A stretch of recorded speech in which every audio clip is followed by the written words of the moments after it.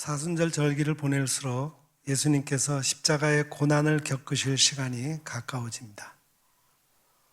오늘 우리가 읽은 성서 일과의 요한복음의 말씀은 유월절 엿새 전에 있었던 일이에요.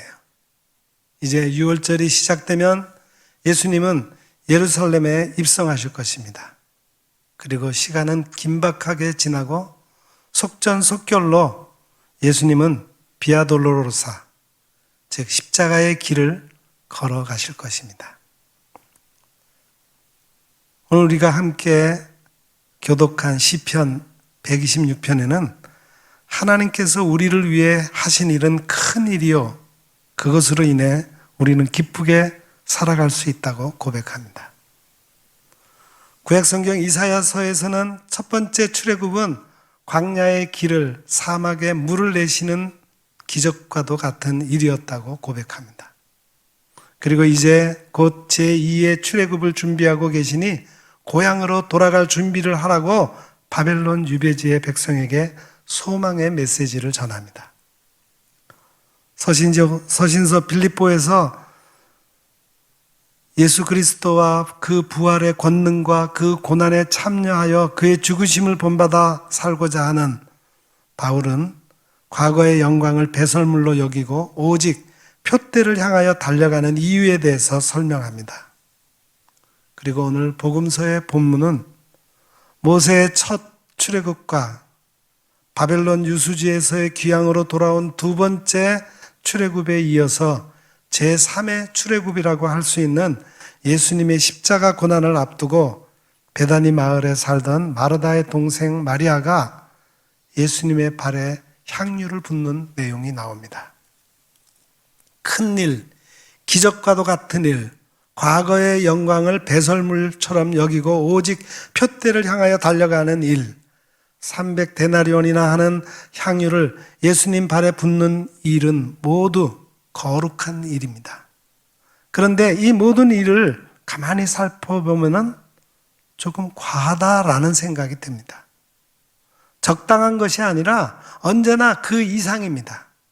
사도 바울의 경우 굳이 과거의 영광을 배설물로 여기지 않아도 될 것 같고, 마리아의 경우에도 300데나리온짜리 나드 향유를 모두 소비한다는 것이 과한 것처럼 느껴지기도 합니다.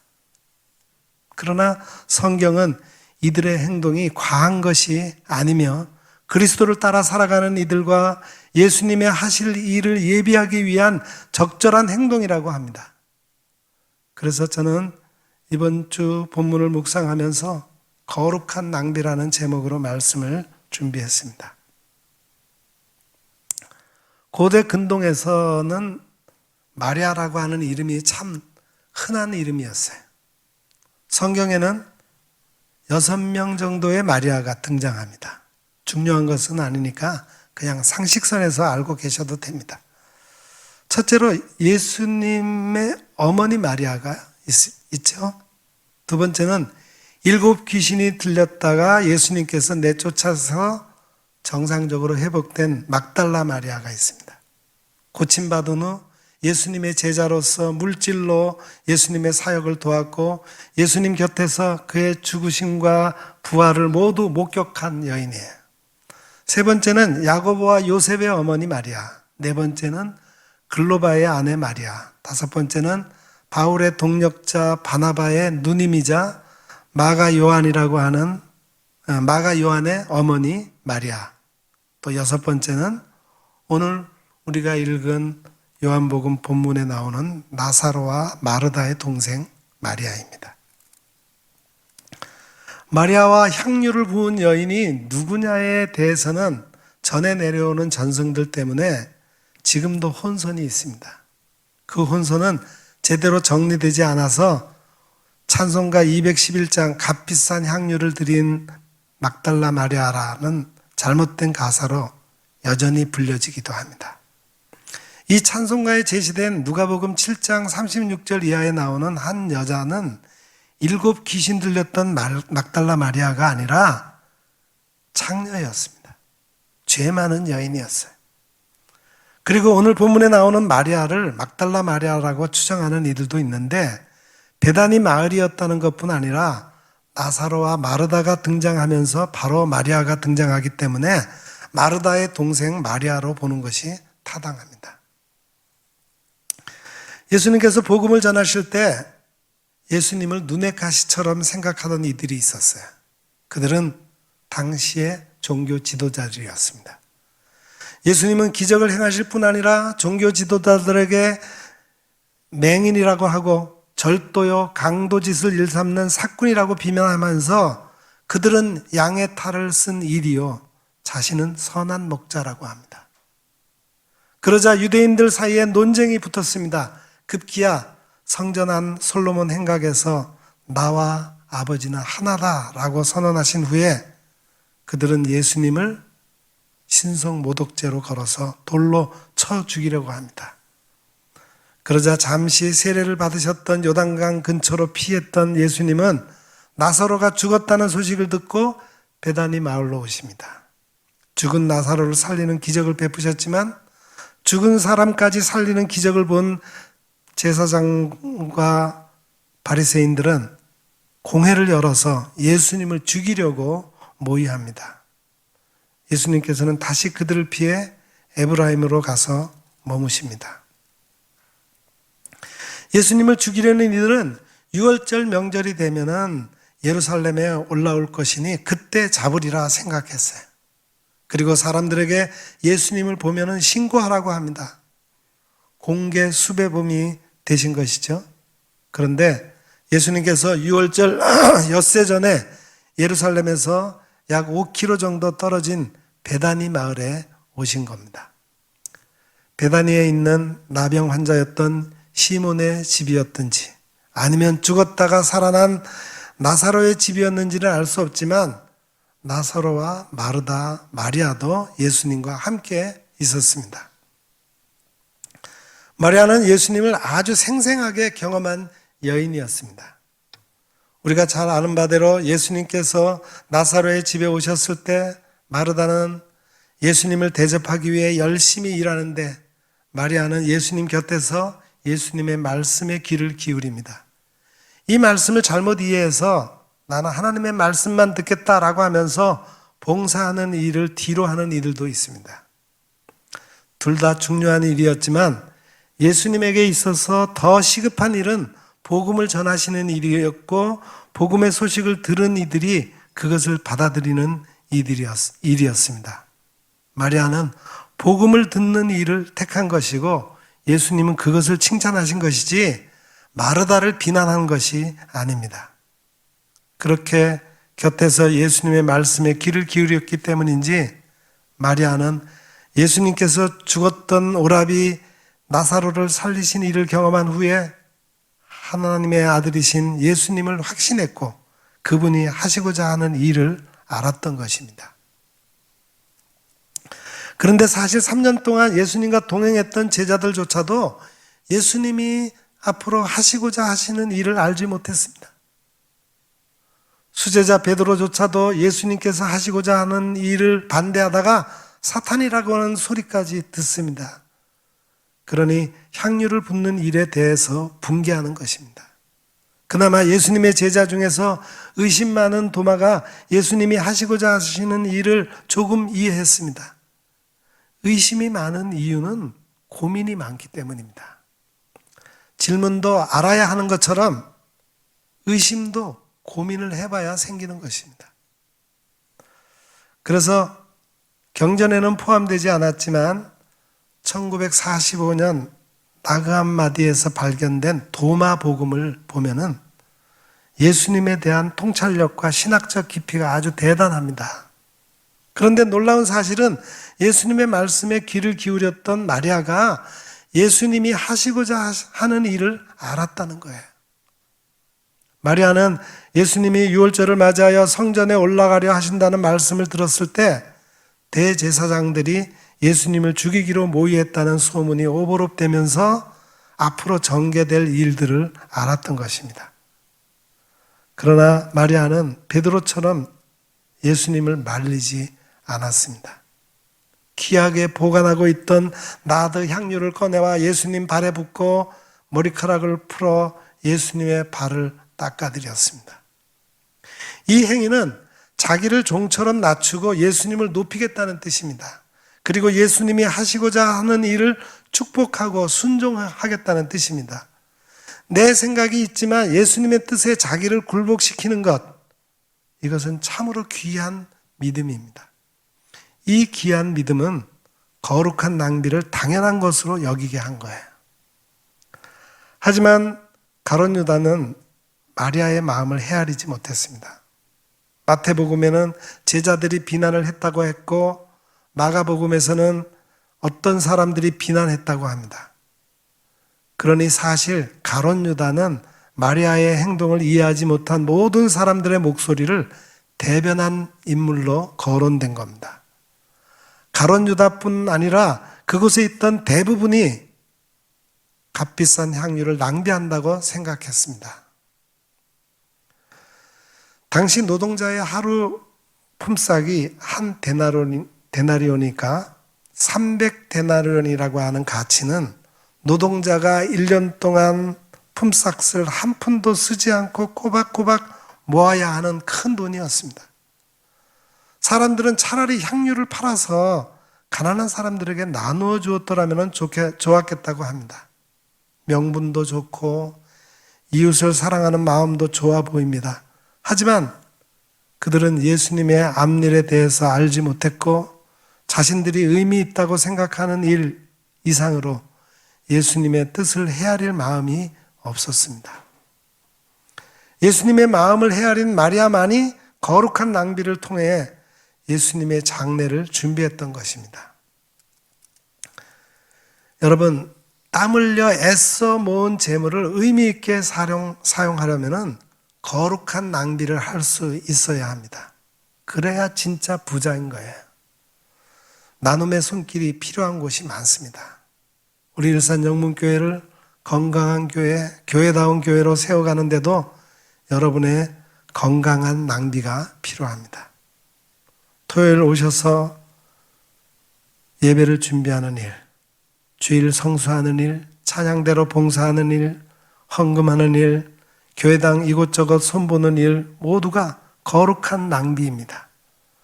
거룩한 낭비의 모범은 예수 그리스도의 십자가입니다. 그 은혜를 잊고 사는 우리에게 하나님의 뜻을 헤아리고 하나님께서 원하시는 곳에 우리의 헌신과 봉사를 드리는 것, 그것이 거룩한 낭비입니다. 예수님의 마음을 헤아릴 생각이 없었던 가룟 유다를 위시한 제자들과 사람들은 결국 예수님을 제사장들에게 넘겨줍니다. 가룟 유다는 입맞춤으로, 제자들은 도망침으로, 제사장들은 하나님의 영광을 위하여, 군중들은 바라바를 외쳤을 뿐입니다. 그러니 어찌 보면은 각각 예수님을 죽이는데 동조한 일들은 지극히 작은 일이거나 명분 있는 일이었습니다. 하지만 이렇게 지극히 작은 일이 예수님을 십자가에 못 박는데 동조하는 결과를 가져왔습니다. 가룟 유다는 예수님의 뜻에 맞춰 자기의 생각을 내려놓을 의지가 눈꼽만큼도 없었어요. 오늘날 우리도 똑같은 위험성을 안고 있습니다. 하나님 앞에서 교회 일을 할 때 자기 생각을 내려놓을 줄 모르면 아주 작은 일로도 교회에 분란을 가져올 수 있습니다. 교회 일을 할 때는 자기의 생각, 자기의 의견을 접을 줄도 알아야 합니다.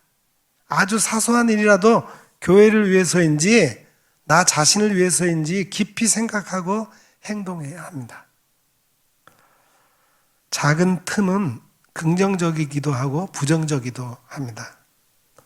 작은 균열이 둑을 무너뜨리기도 하고 작은 틈으로 빛이 들어와 생명을 살리기도 합니다. 지극히 작은 일에 충실해야 하는 이유가 여기에 있습니다. 아주 작은 변화, 그것이 사람을 살리기도 하고 죽이기도 합니다. 누가복음 16장 10절의 말씀입니다. 지극히 작은 것에 충성된 자는 큰 것에도 충성되고 지극히 작은 것에 불의한 자는 큰 것에도 불의하니라. 불평하는 이들에게 예수님이 하신 말씀입니다. 저는 이 말씀을 이렇게 봤습니다. 가난한 자들이 항상 우리 곁에 있는 이유는 거룩한 낭비를 할 기회를 하나님께서 우리에게 주신 것이다. 이렇게 받았어요.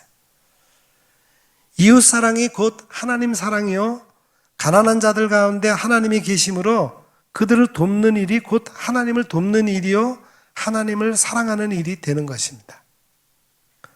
가난한 이들을 돕는 일은 물질로만 하는 것이 아니에요.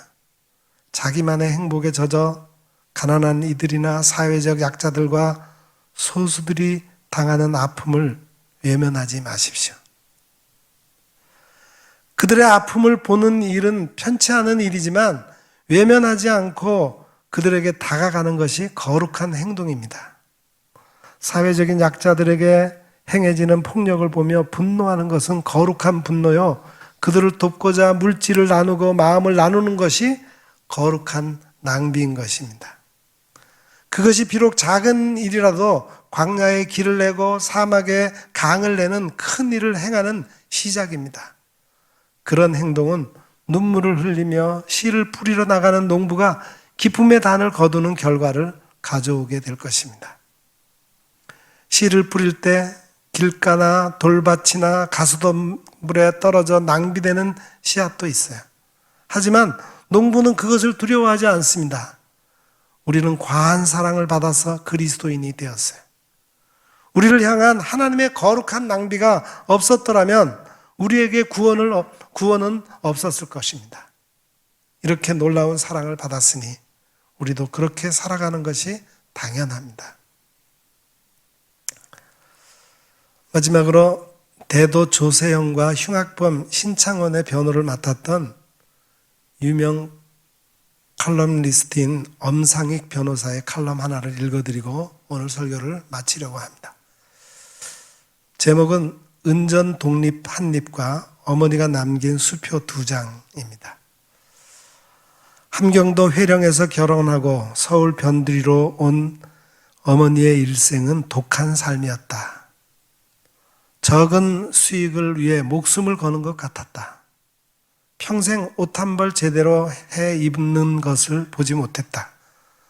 초등학교나 중학교 시절 학교로 오는 엄마의 옷은 장 속에 오래 묵었던 옛날 옷에 접힌 주름이 그대로 보였다. 어머니는 옷이 없어서 학부형 회의에 오기가 꺼려진다고 했다. 어머니는 먹는 것에도 인색했다. 생선이나 과일, 달걀이 어머니의 입속으로 들어가는 걸 보지 못했다. 고기도 먹지 않았다. 찬밥과 오래된 김치 조각이 어머니의 식단이었다. 수은주가 영하 10도 아래로 내려가는 1월에 칼바람 치는 날이다. 연탄 때는 작은 무쇠 난로의 공기구멍은 항상 닫혀 있었다. 내가 공기구멍을 조금 열어놓으면 어머니는 다시 와서 그것을 닫아버렸다. 연탄 한 장으로 하루를 버텨야 한다는 것이다. 어머니는 한겨울에도 불기가 없는 방에서 잠을 자기도 했다. 방 안의 구석에 놓아두었던 그릇에 물이 얼음덩어리로 변해 있기도 했다. 초등학교 4학년 시절 나는 어머니와 처음으로 부딪혔다. 거리가 얼어붙은 겨울 어느 날이었다. 어머니와 나는 찬바람이 있는 도로가에서 전차가 오기를 기다리고 있었다. 사람이 천천히 뛰는 정도로 느릿느릿 가는 전차는 30분이 넘도록 오지 않았다. 얇은 신발 속에 발가락이 냉기로 얼어붙는 것 같았다. 나는 어머니에게 버스를 타고 가자고 졸랐다. 어머니는 나를 보고 정신 빠진 놈이라고 욕을 했다. 당시 버스비는 5원이고 전차는 그 반값인 2원 50전이었다. 아침마다 학교에 갈 때 어머니는 5원짜리 은빛 동전 하나를 내게 주었다. 그 돈으로 전차표를 사서 학교를 갔다 오라는 것이었다. 추우니까 자주 정류장으로 오는 버스를 타자는 나를 보고 어머니는 정신이 썩은 놈이라고 욕을 했다. 그 추운 자리에서 벌로 1시간을 더 서 있으라고 했다. 전차가 와도 어머니는 타지 않았다. 칼바람이 부는 거리에서 나는 1시간 동안 서 있는 벌을 받았다. 어렸던 나는 도무지 그 벌이 납득이 되지 않았다. 아버지의 자가용을 타고 다니는 아이도 있었다. 대부분의 아이들이 버스를 타고 다녔다. 나는 그 버스조차 탈 자격이 없다는 사실에 반항기가 일었다. 어머니한테 벌을 받은 다음 날부터 나는 버스도 전차도 타지 않았다. 신설동에서 광화문까지 초등학교 4학년 아이의 걸음으로 걸어갔다가 또 걸어왔다. 그렇게 하면 은빛 나는 동전 하나가 생겼다. 나는 마당 한 구석에 조그만 깡통을 묻어놓고 매일 학교에서 돌아오면 그 깡통에 은빛 동전 하나씩을 넣었다. 먼 길을 걸어갔다가 오면 동전 한 잎을 버는 셈이었다. 그렇게 1년쯤 지났다. 어느 날 어머니에게 동전이 가득 든 깡통이 발견됐다. 어머니는 그걸 내가 도둑질한 것으로 확신하고 얼굴이 분노로 시퍼렇게 되어 있었다. 나는 사실대로 어머니한테 말하고 돈이 그렇게 좋으면 그 돈 다 어머니가 가지라고 했다. 어머니는 외아들인 너를 교육시키려고 했던 건데 라고 혼잣말 같이 말하며 침묵했다. 내가 변호사를 개업하고 나서부터는 매달 얼마씩의 용돈을 어머니에게 드리기 시작했다. 그 돈으로 친구나 이웃에게 밥도 사고 편안히 지냈으면 하는 마음이었다. 평생 철저했던 절약하는 습관은 버리기도 힘든 것 같았다. 어머니의 삶의 형태는 마찬가지였다. 다만 달라진 점이 엿보였다. 동네에 가난한 사람이 있으면 쌀집에 부탁해서 쌀가마를 보내기도 하는 걸 알았다. 어떤 행사가 있으면 손이 크게 헌금을 한다는 소리도 들려왔다. 2016년 새해가 밝아왔을 때였다. 어머니는 나의 세배를 받으며 말했다. 내가 이제 90살이다. 만주에서 전쟁을 겪었고 대동아 전쟁을 겪었고 6.25 때도 남아서 올해도 살았다. 산다는 게 이제 지겹다. 어머니는 이제 20살 때 북에서 헤어져 돌아가신 부모님 곁으로 가고 싶으신가 보다 하는 생각이 들었다. 그리고 2달 후였다. 어머니가 은행에서 찾은 수표 2장을 내게 주면서 말했다. 내가 나한테 준 용돈을 거의 쓰지 않고 모아두었다. 몇억 원을 채우려고 했는데 모자란다. 아무래도 그렇게 못할 것 같다. 어머니는 내게 받은 용돈을 쓰지 않고 돌려주었다. 어린 시절 깡통 속의 동전들을 어머니께 반납했던 생각이 문득 들기도 했다. 그 다음 날 어머니는 저 세상으로 이사 가셨다. 요즘 내가 깨달은 게 있다. 적은 수익을 얻기 위해 사람들은 먼 길을 간다. 그러면서도 영생을 얻기 위해서는 한 발자국도 땅에서 떼지 않으려고 한다. 기억 저쪽에서 초등학생인 내가 은빛 동전 한 잎을 위해 먼지가 날리는 우중충한 거리를 걷고 있는 모습이 보인다. 노인이 된 이제는 진리를 위해 성경의 한 페이지를 넘긴다. 여러분, 이제 한 주간 동안 선한 일을 위해 거룩한 낭비를 하심으로 하나님께서 주시는 차고 넘치는 은혜 가운데 거하시기를 주님의 이름으로 축원합니다. 기도하겠습니다.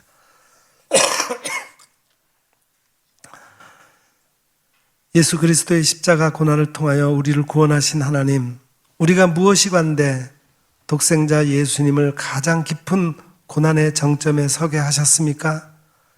이런 과한 사랑을 받았으니 우리도 이 세상에서 거룩한 낭비를 하며 살아갈 수 있도록 하옵소서. 이 일을 함에 있어 두려워하지 말게 하시고 기쁨의 노래를 부르며 나아가게 하옵소서. 예수님의 이름으로 기도드립니다. 아멘.